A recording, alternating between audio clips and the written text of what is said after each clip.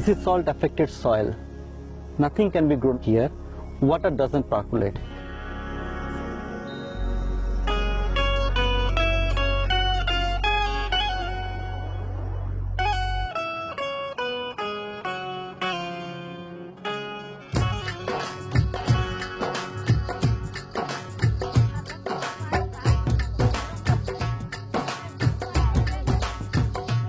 While the whole this land area is waterlogged in the monsoon seasons, the water will inserted into the soil through this bungroo, through these perforated holes. So water will go inside the soil and it will store into the soil aquifer. As the water is stored into the soil aquifer, we can easily lift it out this water for the irrigation purpose in the lean season.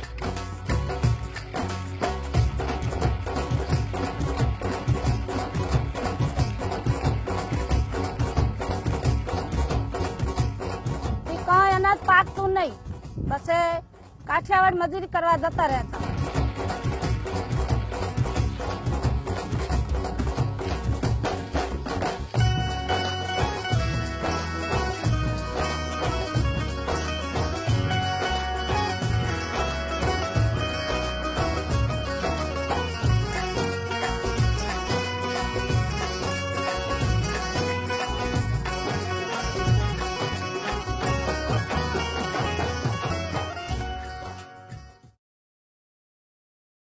Hello, everyone. I'm Carol Strawn from the League of Women Voters of Utah, and I live in Salt Lake City. Last December, I got to observe the United Nations Climate Change Conference in Madrid, COP25, for the League of Women Voters of the United States. The BBC video you just saw shows the most exciting and most relevant idea for Utah that I ran into at COP25. The bungroo, or big straw water system, developed by Trupti Jain and her husband Biplab Pal, reclaims soil fertility and moisture from the ravages of climate change. Developed jointly with smallholder women farmers in northwestern coastal India, the big straw has been adapted to different terrains in Ghana and Vietnam also. The bungroo evens out the moisture content of the soil so that crops can be grown year-round, transforming the lives of thousands of families in 12 states of India. For this work, Trupti and Biplab won the Climate Gender Champion Award from the United Nations Green Climate Fund for outstanding climate change efforts in developing countries. Today, we will learn more about how they invented the big straw, how it works, and how the idea might help with Utah's water challenges. Here's Trupti. Trupti, it's great to talk with you. Can you tell us where you're speaking from now? Oh, hi, Carol. First of all, thank you very much for such a nice introductions. And thanks a lot for taking initiatives to participating in these symposiums to the up to these presentations. I mean, yes, I am based in Ahmedabad, Gujarat state of India, which is located in the western part. And our field area is located nearer to India-Pakistan border, semi-arid region and desert area. So, Trupti, you and Biplab were already working with a community of smallholder women farmers when they asked you to help them with the problems they were having growing food for their families. Can you say more about the weather patterns that were causing crops to fail? Yeah, Carol, it is a semi-arid regions and it is near to desert area. So this area is affected with the desertification impact. So that means the land is saline. So when the salt deposited on the upper crust of the layer, the percolation capacity of the soil is reduced. So whatever the little area, the little rain is very little. It is 4 to 5 days in a year. But whatever the rain is there, land is get waterlogged. from 15 days to 2 months period of time. So it is a problem. They could not grow the crop in the monsoon season, and the summer and winter they don't have the groundwater facilities. So what happens that although they have the piece of land, it is not cultivable, and the rain pattern is also very erratic. It is delayed now because of the climate change impact. It has a very high amount of the rain in a lower period of time, and also the rain patterns is also getting changed day by day. I mean, frequent occurrence of the drought and flood is happening since last 1 decade. I think you said that the aquifer is 1,500 feet deep, so that the women can't even get water from a well.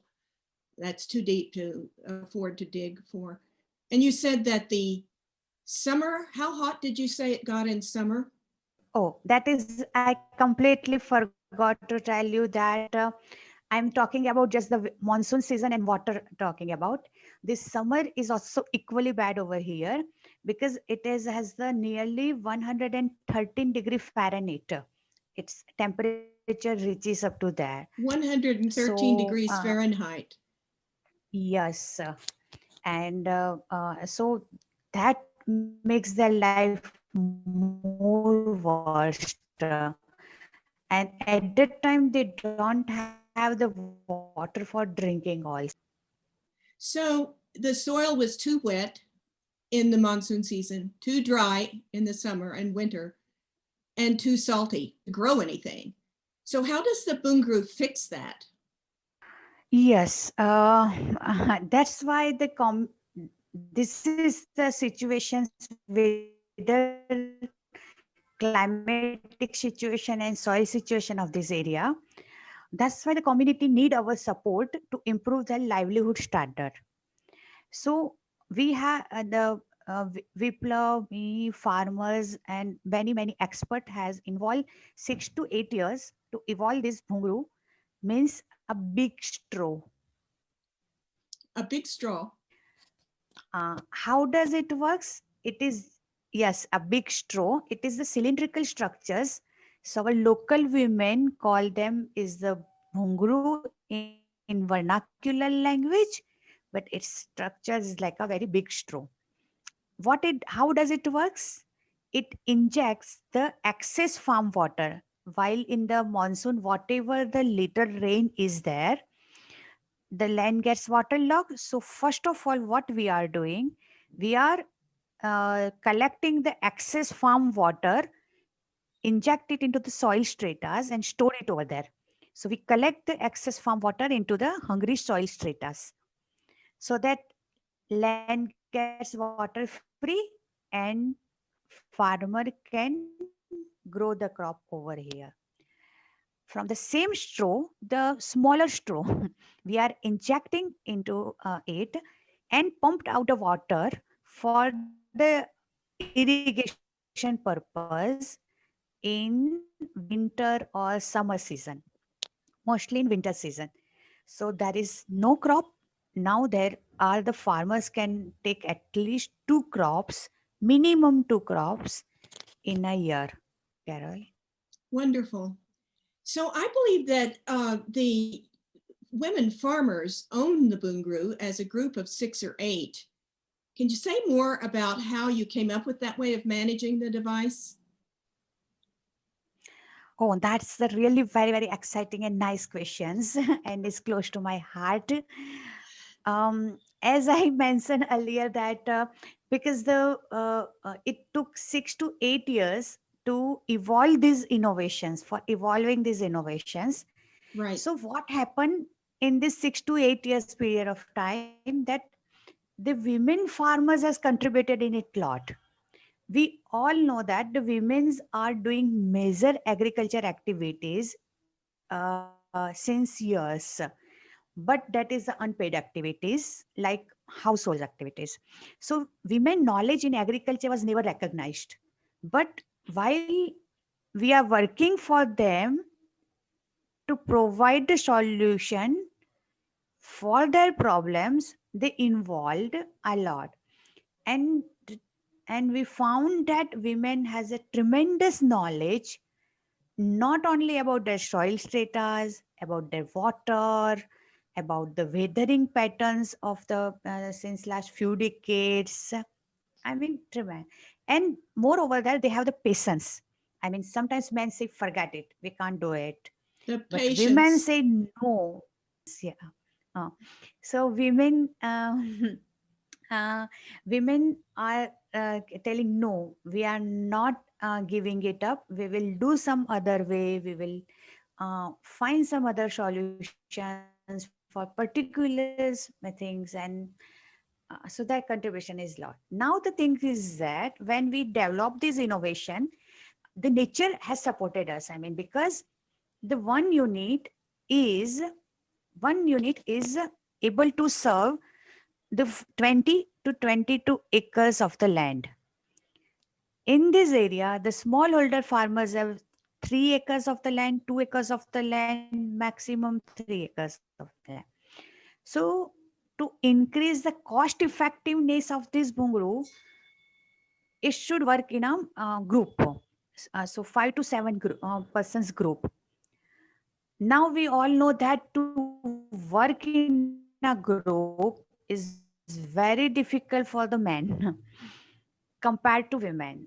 And nature has given us an opportunity to give back whatever the women has contributed to us, to give back to them through giving the bungru rights to this women group. So it solves two purposes.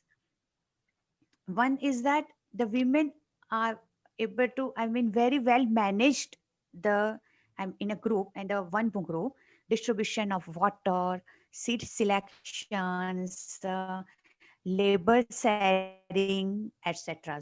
And thus we have increased we are able to increase the cost effectiveness of these innovations.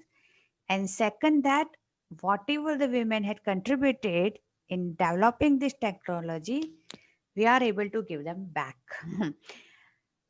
Yeah, over to you. Trupti, would you just tell about how you knew that the strata, where the strata was that would hold the water you wanted to inject from the monsoon? How did the women help you find that out?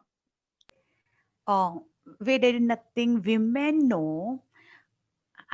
I, I tell you, because women has a very traditional knowledge, and I mean they have the wisdom too. So they found that grandmother, for example, I'm just giving one example over here about the knowledge of the women. That grandmother was withdrawing the water from the ground up to 40 feet or 60 feet or maximum 80 feet. So they know that the soil has the capacity to retain the water.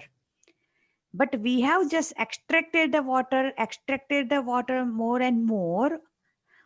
Now the water level is up to 1,000 feet, or some areas it is up to 1,500, 1,500 feet deep. Right. So because we have extracted the water, but we have not given them back, that doesn't means that soil doesn't have the capacity to retain the water. Right. That's what they told us. And we use this knowledge to find the hungry soil stratas to store the water. And you won't believe that the one unit can serve minimum 400,000 liters to maximum 40 million liters of the water in a one Amazing. season. Amazing.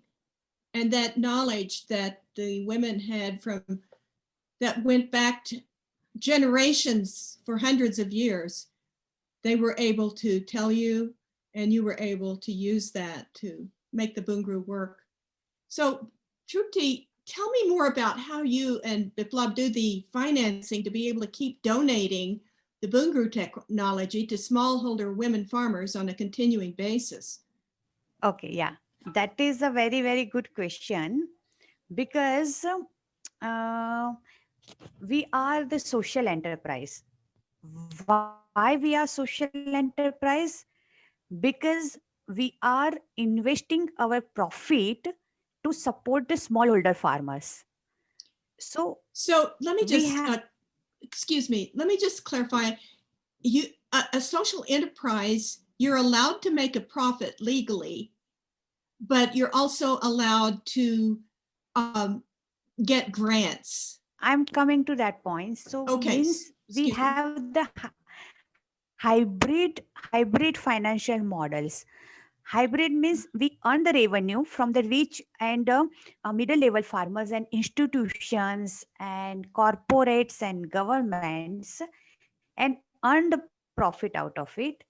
And second hand, we are investing our profit for the smallholders, as well as we are receiving the grants from the international agencies. Like we were the winner of the Securing Water for Food of USAID program, UK aid grants, and those are we are utilizing it for supporting to the GIZ. For the smallholders. So yeah, this is the social enterprising. That is fabulous. So Trupti, now you're installing the bungaroo in places like Ghana and Vietnam. How do you find that the big straw concept adapts to different terrains and climates? Yeah, that is also the very nice questions. I mean, I can speak it on for hours, but I can just tell you that while we have involved the Bongro technologies for particular area, then we found gradually that because of media publicities and other things, the people are not people have reached us from the various part of the India and global that they have these problems. So we tried to solve their problems, and we have designed till date the 17 different designs, which is adaptable into different geohydrological situations. So as a part of it, we have successfully piloted it in Vietnam, we have successfully piloted in Ghana, Bangladesh, and now moving to Rwanda. So here in Utah, climatologists are telling us that our climate is warming twice as fast as the global average, and that our main water source, snowpack, will keep dwindling. We'll be getting more precipitation as rain, not snow, and it'll come down hard and fast down our mountainsides. Trupti, in your experience, does the big straw help in a situation like that? Okay, with my little knowledge of Utah weather situations and geohydrological locations, I never come to there, but I will love to come over there. But right now, I can tell you about this one. That snow will not may not be useful for injecting into the soil stratas, but the melting snow when there is a some warm weather or something, that when the snow is melting, at that time we can, and that water is run off, you as you said, I mean it is not utilized properly. So that runoff water So we what would can it store take? in space. So Trupti, what would it take for you to help us test whether the bungaroo is a feasible idea for the Salt Lake watershed? Okay, yeah, we do the first, we need the datas. I can send you the data sheet which have nearly 21 variables. If you feel that one, we will do it free of cost analysis of that one. We use the satellite data, some of the satellites data and secondary data for it, so that we are able to understand the feasibilities of the technology over there. I see. Then, yeah, then we will do the geo survey, then the soil strata surveys. Then we have to do the drilling of the Bungru, and these are the major steps. So now we turn the question to the viewer. How could the idea of flood capture underground work on the Wasatch Front? To start a conversation with the inventors of the Big Straw, go to their social enterprise website, niritaservices.com, or contact me, Carol Strawn, at climate@lwvutah.org. We'll put a slide at the end so you can see those contact places. So, Trupti, it's been wonderful talking with you. Hope to talk to you again soon, and have a good night. Bye. Goodbye. Good night. Thank you. Bye-bye, Carol. Bye.